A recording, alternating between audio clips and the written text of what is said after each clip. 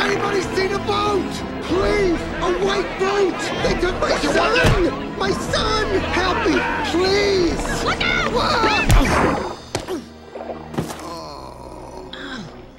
Oh, sorry! I didn't see you, sir. Are you okay? He's gone. There. No, he's gone. It's all right. He's gone. It'll be okay. No. There's something you'll never hear Ellen DeGeneres say. Wait.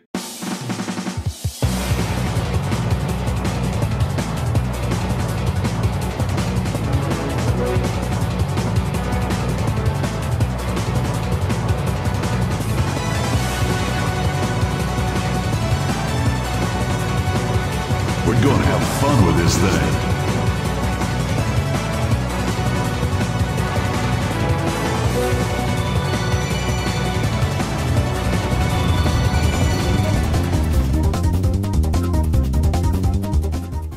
The ocean. Debatably more mysterious than the vastness of space. Filled with so many bizarre and fascinating creatures, some of which I question how we as a human species looked at something like this and said, you know what? I want to try and eat that. There is horror yet beauty to be had when exploring the depths. It's certainly Earth's most mysterious ecosystem. Will we ever reach the official bottom for however long the sun stays lit? Much like the Tootsie Roll Center, we may never know. Now slip on your military boots, cause we're gonna be trudging through some dangerous territory. A Pixar movie.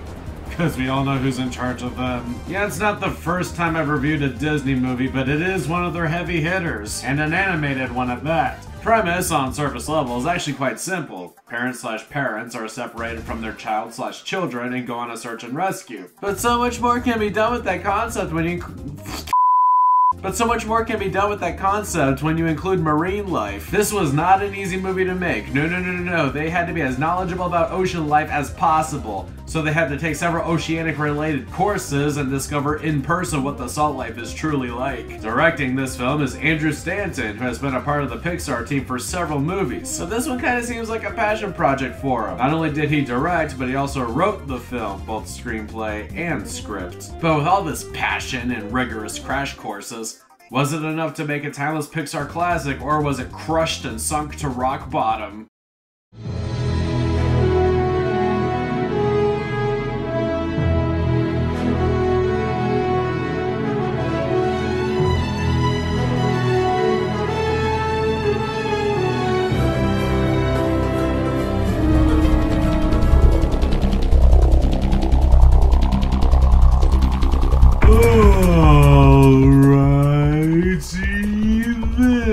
So we begin with a couple of clownfish who just recently moved into an anemone, and it's actually a real life thing where clownfish hang around them. Despite the appearance of an anemone, they are not underwater plants. They are animals, and the wavy bits are technically stingers. Clownfish are able to resist their stings so they can live inside them for protection and feed on whatever leftovers the anemone leaves. The dude is named Marlin and his lady is named Coral. No, stop! And for the record, the grand majority of the characters' names are related to the ocean or water in some way. They got over 400 kids on the way. Marlin's a little shaky that they won't like him when trying to think of names. I like Nemo. Nemo? Well, we'll name one Nemo. And when Marlin's feeling a little flirty, it comes to a rather instant stop as Carl stares into the eyes of a barracuda. But hey, this is a Disney movie, and when has anything bad ever happened to a parent? Oh my god.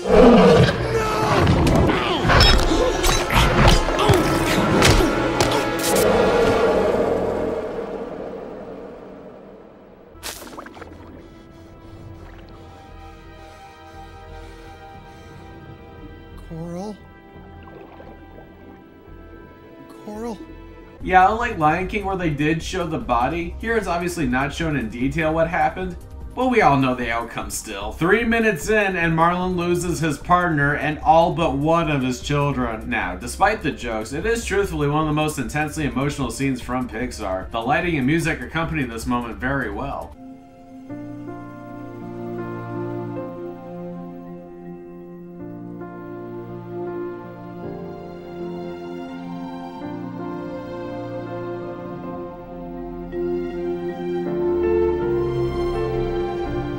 With With the transition from moon to sun, we are several years fast forward where Nemo gets introduced. Now supposedly his name is in reference to something involving 20,000 Leagues Under the Sea. But if you want to stretch possibilities a little bit, his name could also be derived from the word anemone. He's hyper, wants adventure, and has a fin shorter than the other, making swimming a bit of a struggle. Meanwhile, because of what happened before the title showed up, Marlin is super overprotective of Nemo. Think Aunt Josephine from Lemony Snicket's, but male. And a clownfish. Nemo's also one of those rare kids who actually wants to go to school, which makes Marlin kind of nervous since it'll be the first time the two are separated. Get it, guys? A fish is going to school? And with the arrival of a spotted eagle Ray named Mr. Ray, he'll basically be the bus to bring the kids on a journey to explore the safer spots of the ocean. 3 new friends Nemo rallies with are a butterfly fish named Tad, probably relating to tadpoles. Thank you, folks. A butterfly fish named Tad, probably relating to tadpoles. Yeah, tadpoles may not be a sea-based creature, but it is a water-based creature nonetheless. An octopus named Pearl, pearls which come from oysters. And an H2O intolerant seahorse named Sheldon, relating to shells, since there are a plethora of those in the ocean. After Mr. Ray leaves is when Marlin finds out that they're going to the drop-off, which was the location pre-title card where him and Coral got a text, so, I mean, you can probably imagine he's not very excited about that. And obviously it's because of plot convenience, but you'd think he'd ask Ray where they're going before he takes off, being the overprotective father he is. But he goes on a quest to find Nemo. Upon reaching the drop-off, him and friends split from the group to see a boat in the distance. They practically pressure each other to see who can get closer, though Nemo is reluctant to do so, trying to go by his dad's words. Pop, where can you go? Oh, my dad says it's not safe. Nemo! No! Oh hey guys, he found Nemo. Well, that was a quick movie.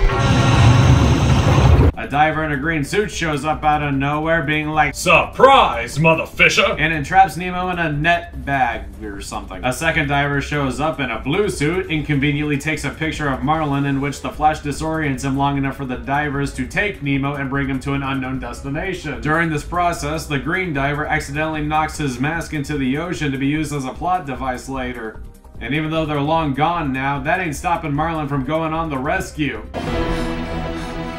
Has anybody seen a boat?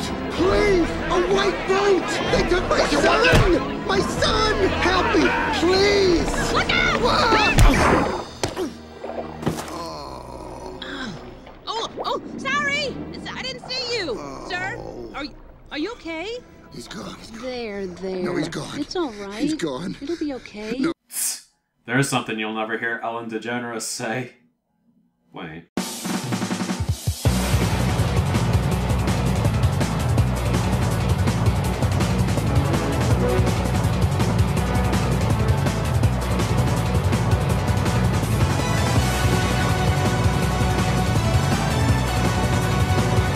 We're gonna have fun with this thing.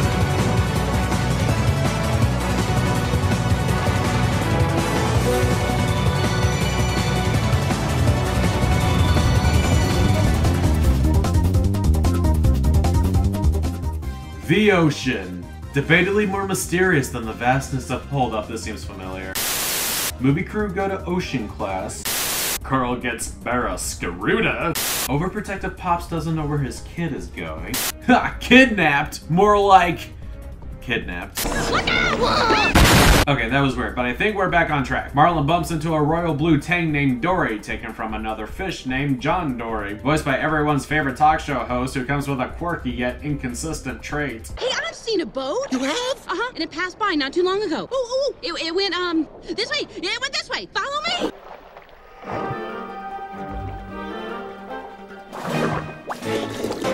Will you quit it? What? I'm trying to swim here. What, the ocean isn't big enough for you or something like that? Stop following me, okay? What are you talking about? You're showing me which way the boat went. A boat? Hey, I've seen a boat. It passed by not too long ago. It went, this way. It went this way. Follow me. Wait a minute. What is going on? You already told me which way the boat was going. See, I suffer from short-term memory loss. It's very selective short-term memory loss, and it's pretty noticeable in this first interaction. In less than a minute, she forgot she was leading Marlin in the direction the boat went, but at the same time remembers seeing a boat. Twice. Isn't it interesting how the brain works? What it chooses to remember and forget? Why is it that I can remember a time in high school I flipped a coin in the cafeteria and it landed on someone walking by in which nothing happened? But then I'll buy a drink from Dunkin', bring it to work, and forget that it's in the break room fridge for like 4 days. I don't have an answer, and I don't necessarily need one. Just one of them 3 a.m. thoughts, you know? Which makes more sense when you find out that I actually am recording all this commentary at 3 a.m. Why? Because I felt like it. I'm really tired, guys. Anyway, Dory's memory loss is gonna come and go, and it'll really depend on what the plot wants to happen. A sort of secondary trait of Dory is she does not take things seriously, in the sense that she's so airheaded she can take a dangerous situation and make a game out of it. It should be pointed out now that the movie for a little while is gonna have 2 separate adventures with Marlin and Nemo that will periodically cut back and forth until they eventually reunite. In short, Marlin's half will be exploring the ocean with Dory, and Nemo's half will be in a dentist fish tank as him and other company try to bust out. Because I don't want to constantly go back and forth, we will talk about Marlin's adventure in one fell swoop, and once we reach a good point, we'll backpedal and give Nemo's side the spotlight. Thinking there's no hope with her, he tries to swim solo, but not before running into an Australian great white shark named Bruce. Hello. This one may actually be a fun fact if you weren't already aware. This Bruce is named after the behind-the-scenes name of the great white from Jaws. Bruce. God, his name is my lawyer's name. I named the shark after my lawyer. He rather forcefully invites them to a little get-together he's having in really just the most safest looking spot. Hey, look, balloons. It is a party. Mind your distance, though. Wait, Bruce just said mind your distance. These mines have a rather familiar looking shape. And not to jump the shark. And not to jump the shark this soon, but what does Marlin eventually find in this area? A mask.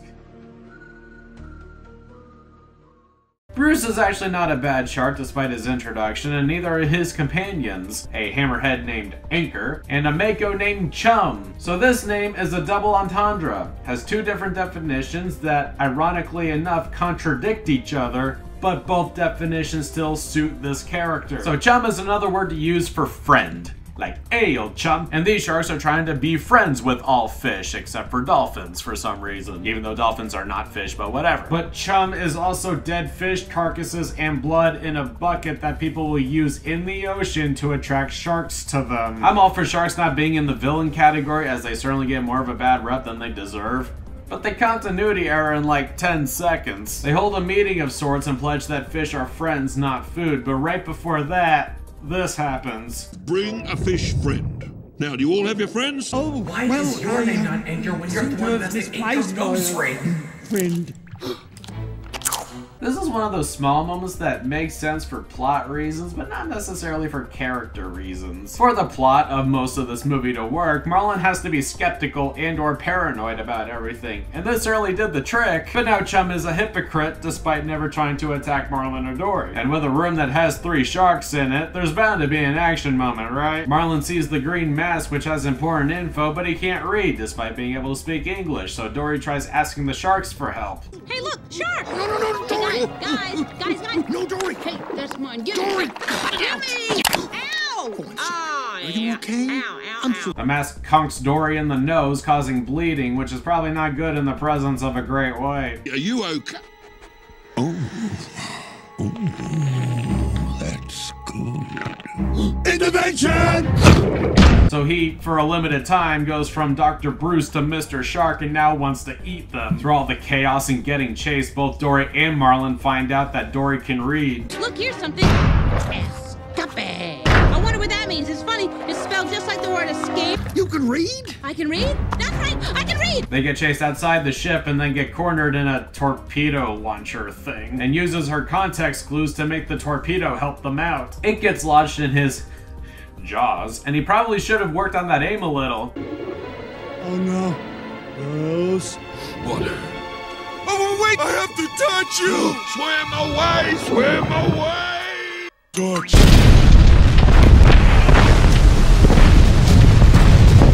Even after somehow avoiding all those explosions, the ship falls a little bit and almost crushes them, which causes Dory to drop the mask into a deep, dark abyss. Marlin is super reluctant to go down, but Dory tries encouraging him with a song. Just keep swimming, just keep swimming, just keep swimming, swimming. It doesn't exactly cheer him up or make him feel any better to go down there, but they do anyway. But I mean, come on, it's a pretty glowy mask, all things considered. Surely they could find it pretty easily. But the only glow they see is a mysterious light that puts them in a hypnotic state, which when tugged upwards, suspensively reveals... Come back. Come on back here. I'm gonna get you. I'm gonna get you. I'm gonna get you. I'm gonna swim with you. a rather terrifying anglerfish.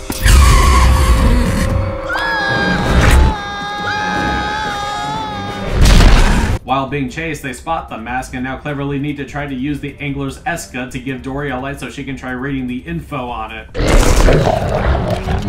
Oh, the first line's P. Sherman. The second line's 42 Wallaby Way. That's great. Just finish up here. Speed read. Take a guess. No pressure, no problem. There's a lot of pressure. Pressure! Take a guess now with pressure. Sydney! Sydney! It's Sydney! I'm dead. I'm dead, I'm dead, I'm dead, I'm dead, I'm dead. I died, I'm dead.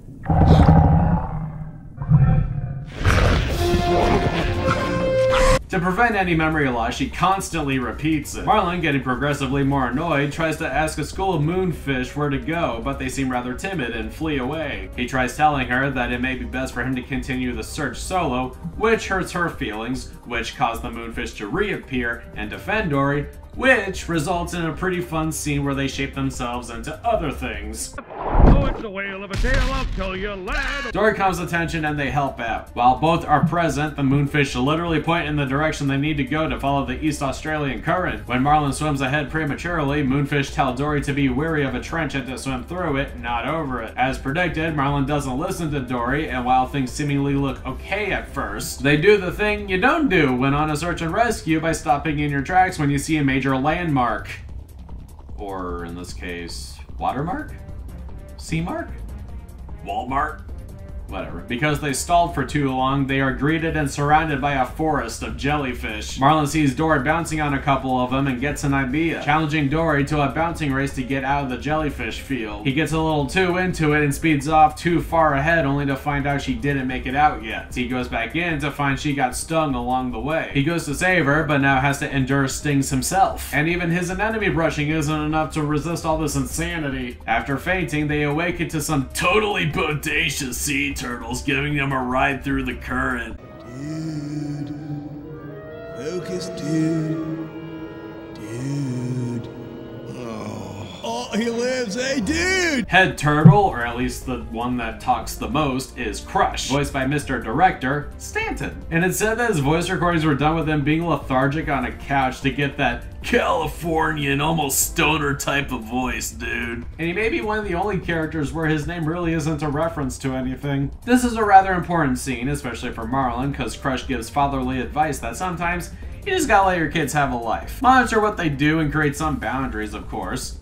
Like, Chad, don't go in the middle of the woods at 10 p.m. by yourself. Or, Jimmy, stop launching your friends into space. But give them some room to breathe and don't be so overprotective. It becomes more of a real conversation when you find out Stanton himself was an overprotective dad. Crush has a kid named Squirt, which I could definitely make a Squirtle reference here, but I won't. No, wait, did that count? Also, water is well known for being able to be squirted out of things, but Crush teaches Marlin this advice through Squirt being accidentally tossed out of the current and being able to get back in all on his own. Marlin and Dory's exit approaches, which should totally be a 3D motion ride at Disney World. Hey, Crush! Crush, I forgot! How old are you? 150, dude! Wrong stop, no penalty. Unless the source I looked up was incorrect. Crush is based off a green sea turtle, which only lived to be about 70 years old. Tortoises can make it to 150 years. I'm just saying, pretty big difference between a tortoise and a turtle. Biggest one, tortoises can't swim. But after a fun looking ride, they get redirected to swim straight through very foggy waters, which of course Marlin feels disoriented and thinks they got turned around, so when hoping to find someone to ask for directions, they spot a small silhouette in the distance. Dory calls out for it, but Marlin tries stopping her and then realizes the last time she asked him to trust her and didn't, Wasn't fun time shortly after. The more Dory yells out where they're trying to get to and why, the closer the silhouette gets until... Come on, little fella. Come on. Dory, I'm a little fella. I don't think that's a little fella. Oh, big fella. Whale. Okay. Maybe he only speaks whale. We need Dory. to What are you doing?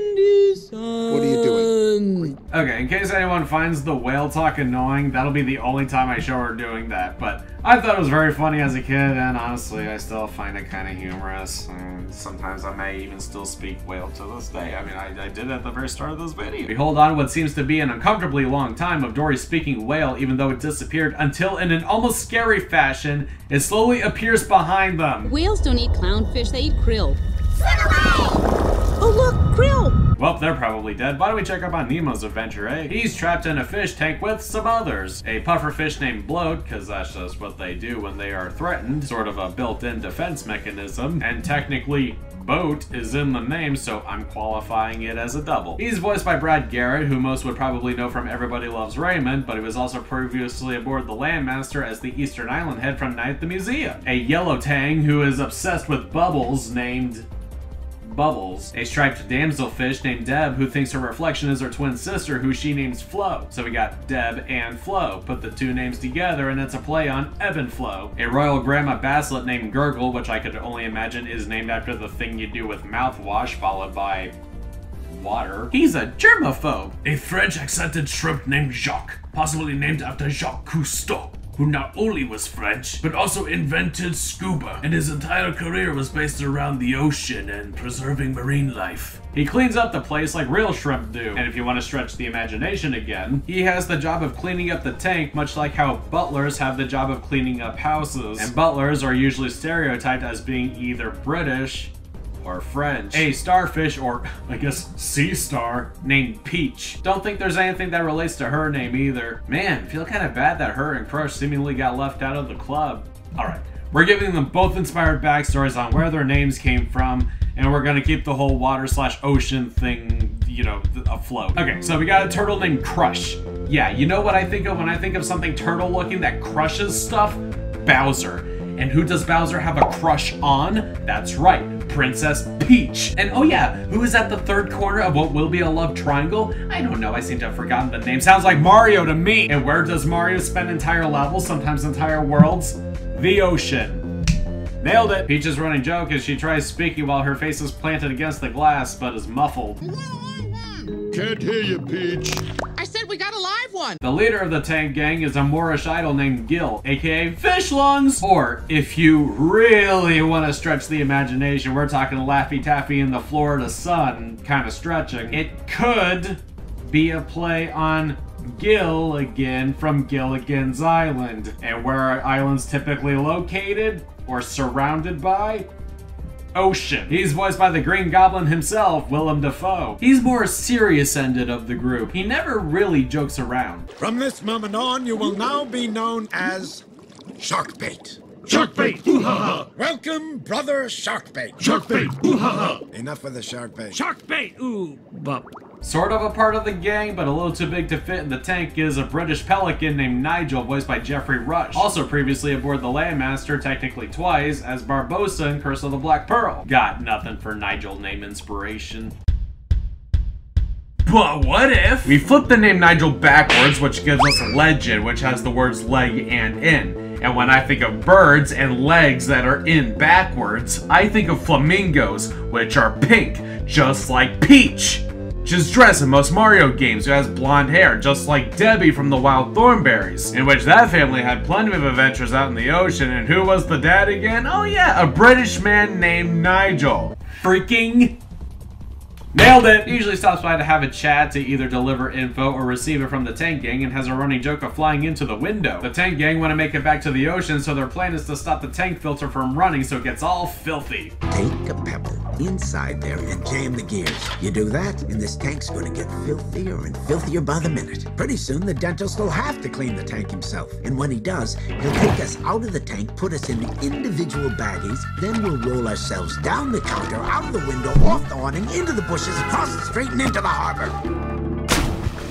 It's foolproof. Yeah, unless the bag breaks open upon landing, y'all get ran over, or God forbid the window is closed when you try to make the attempt. Other than that, flawless plan. Nemo's on a much stricter time limit because he's queued up to be the president of a horrible 5-year-old or something named Darla. What's wrong with her? She wouldn't stop shaking the bag. Poor Chuckles. So whoever took that picture needs to either have their parenthood revoked or should probably be investigated. Because any normal functioning parent would tell right away that Chuckles is dead. But they took the picture anyway. And the dentist thought this was her best picture to keep in his office. By the way, it is possible that he is P. Sherman, but I don't know that for sure because his name is never directly said. I don't know if he owns the scuba gear or if the guy in the green diving suit is P. Sherman. So leaving it alone, I'm just gonna call him the dentist to keep it simple. So to be fair, a lot of Nemo's half of the story is filler that eventually leads to the plan not working. They made a first attempt at this, it didn't work out, and Nemo almost got killed. During Marlin's adventure through the EAC, he basically tells the story of his adventure as it's happening. Somehow all that information just spread all throughout the ocean, and then it eventually got to Nigel, and then Nigel went to the Tank Gang and then informed them about it. That gave Nemo the confidence boost to give it a second try, and it does work! Until the next day comes around, in which a new water filter is installed that is more advanced and can't be faulted like the previous one. On the day Darla is arriving, Dentist tries using a net to fish out Nemo, but they all temporarily help him out by swimming downwards so he loses his grip, and immediately goes with the bag idea, and when Nemo tries to escape, he gets stopped, which is a perfect time for... It's me, Mario! So if you haven't figured out that Marlin and Dory were not eaten by the whale, what's wrong with you? Nah, but Marlin is in extra depression mode, and understandably so.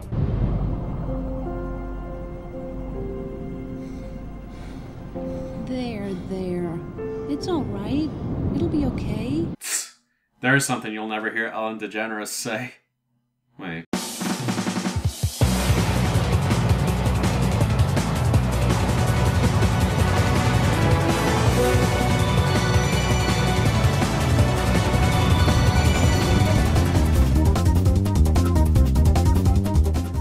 The ocean. Crap, we already did this, didn't we? Fast forward. Marlin thinks Nemo is dead. Wait, no, too far, go back. Here we go. So for some reason, Dory is one giving sort of parent advice. I understand that movie-ly speaking, you gotta give her a slightly serious moment so she isn't one note, but I really don't think she should be the one giving said advice since she ain't exactly a parent. And neither is Ellen for that matter. Whereas Crush and simultaneously Stanton are. Both under abrupt stop to water levels lowering. I'm sure y'all know what that means.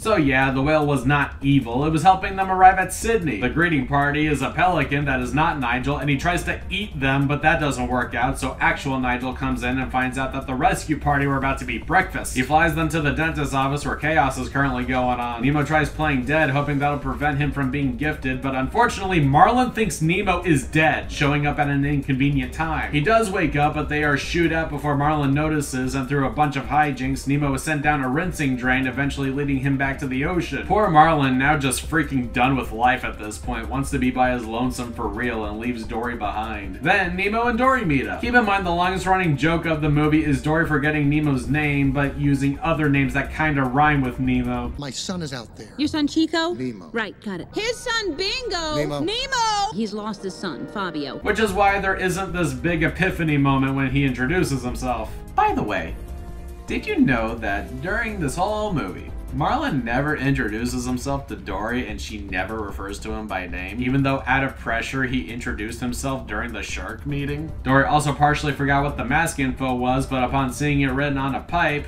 rapid fire flashbacks happen and then gets the epiphany. They find Marlin and are finally reunited, until a giant fish net comes swooping in, capturing a crap ton of tuna. a carp ton, if you will, and Dory was added to the mix. So they combined the just keep swimming from Marlin and Dory's adventure with swimming down to escape Net from Nemo's adventure and are all freed. And with one more fake out of a dead Nemo, we get a nice transition from dirty murky water to nice clean teal water. Basically, the last bit of the movie here repeats the beginning, but with a non-overprotected Marlin, so I think we can call it done. Nemo. Nemo! Bye, Nemo! See you at the school, Dory. Bye, Bye, son.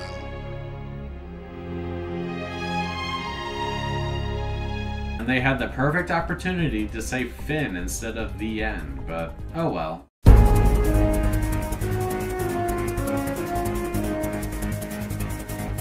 Getting negatives out of the way first. The movie can feel repetitive quite often when analyzing this critically, even when you exclude running jokes. How many times was there a transition to a bright sun with a clownfish excited about school? Twice. How many times did the tank gang try to fault the filter? Twice. How many times did Marlin think Nemo was dead? Twice. Bruce smiling menacingly and just saying hello? You bet it was twice. And those are just to name a few. Of course, you're not supposed to like the dentist, but he kind of got that Mayor Augustus, Walter Peck, and Eli vibe where he's not very charismatic. Darla certainly got more energy, but we're still dealing with a 5-year-old who is still figuring out how words work, and presumably does not have any guardians to teach her how to take care of a pet. They are the closest two villains as this movie gets, but many already see the human race as villains anyway, so I guess it checks out. And no, you can't count the Barracuda, Anglerfish, Jellyfish, or Bruce as villains. Why? Because the first three don't talk. That is just their predatory instinct to do those things. And to Bruce's credit, he was trying to not be a bad shark, but an accidental nosebleed changed that for a brief moment. I do get slightly annoyed with Marlin's inconvenient timing. Like, Nemo was not gonna go near the boat, but Marlin assumed he was and immediately started lecturing him, which got Nemo annoyed enough to do it anyway. Sort of showing that even if you're overprotective, it can still lead to negative results. Now, that's not to say that I dislike Marlin. He definitely has good reasons to be this way after losing Coral and every other child he was about to have. Like, from a movie perspective, why was it necessary for the Moonfish to warn Dory about the trench? Why couldn't they just swim about their business after getting the directions to where the EAC is, come across this trench, notice that it's kind of scary looking, swim over it, and then they come across the jellyfish? But because the Moonfish gave that warning, we're now going to be really annoyed at Marlin because he's not going to listen to Dory since she's not the most trustworthy because of her memory. And one more thing that kind of bothers me, but isn't really a movie breaker, is after the cold open, Coral is never talked about ever again. Marlin had one tiny flashback of picking up Nemo's egg, but that was it. What may have been the reason for this is I read that they originally planned for Coral to return and that Marlin was going to have flashbacks or visions of her until they reunite. Thankfully they didn't go that route because that totally would have ruined this whole opening scene after the first viewing. But I feel like because they took that bit out, that's why she was never really referenced again. Almost like they already finished the movie with that intent but then changed it at the last minute. I honestly don't really know how to feel about Dory in this. Do I go by the fact that I found her really funny and charming as a kid and think there is some charm to her now?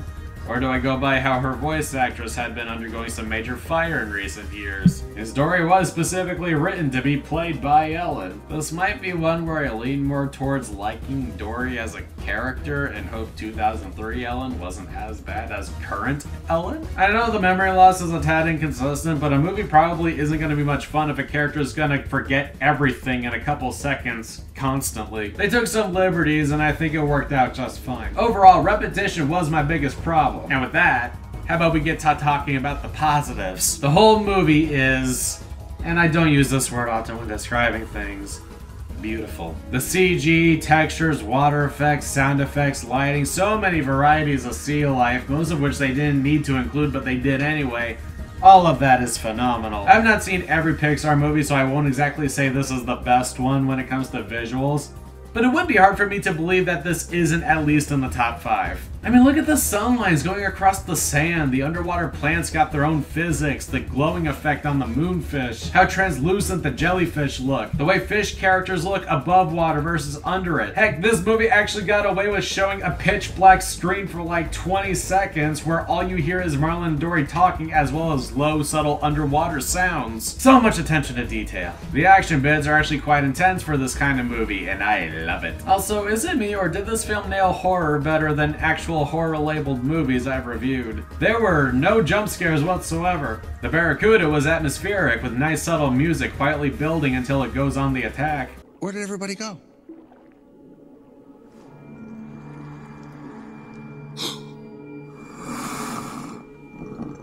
Coral, get inside the house, Coral.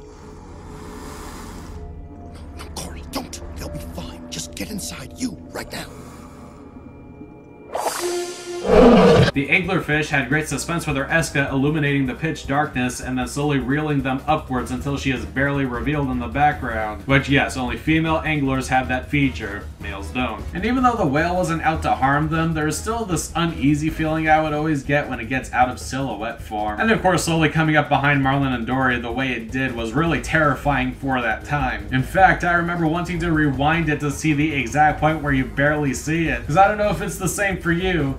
But I was so distracted by Marlon and Dory that I didn't even notice it until it was like about to open its mouth. Even though Nemo's adventure has more filler than story progression, I do like the creativity in dealing with a much more restrictive environment. Every ocean-based character stands out great and never become overshadowed by the next one. And while the story is sort of basic, the moral is actually a nice one. I could definitely continue on, but I think you guys get the gist. Finding Nemo ain't 100% perfect, but it's a very solid 9 for me. Hope y'all learned something new during this review. I certainly did. And while Mr. Ray seems like an expert at being a school bus speeding and weaving through the ocean, next time we'll be taking a look at another bus that is really good at speeding and weaving through traffic. Catch you guys then. It's 4 in the morning. I'm gonna go to sleep.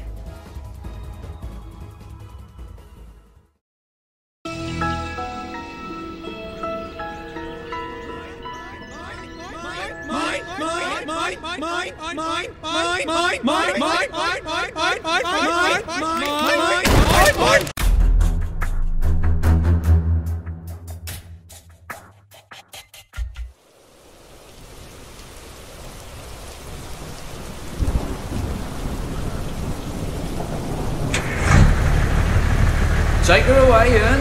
Yeah, take it away. It's going to be a bumpy ride.